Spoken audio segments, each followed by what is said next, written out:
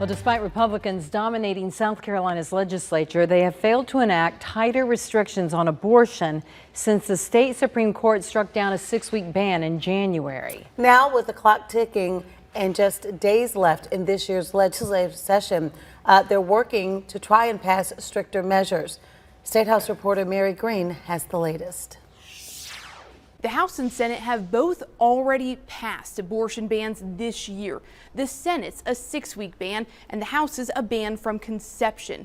But the two chambers have been unwilling to take up each other's bills until Tuesday. South Carolina has become the abortion destination state in the Southeast because South Carolina's law is the weakest of any state in the Southeast. That's why Senate Republican leader Shane Massey says abortion is back up for debate, despite the Senate and House remaining in a stalemate over their two bills with no agreement in sight. Here's what preliminary data from DHEC shows. This time last year, about 4% of abortions in South Carolina were performed on residents of other states.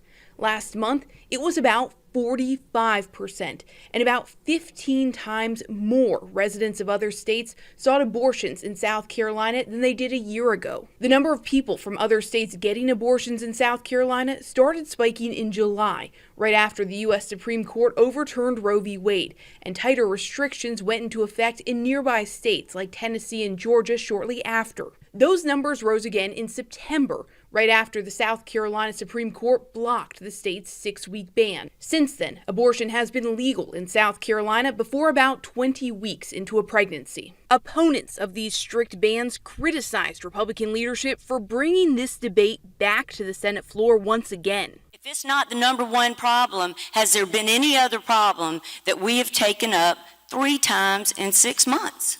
To this point, the House has not been willing to take up the Senate's 6-week ban. Senator Massey has said repeatedly in the last several months that the Senate doesn't have enough support to pass the House's ban from conception, and it doesn't appear any senators who have previously opposed this bill now support it. If the votes remain the way they are, I'm very hopeful that the House will receive that message and will take action to stop what we're seeing right now, this massive influx of people coming across the borders.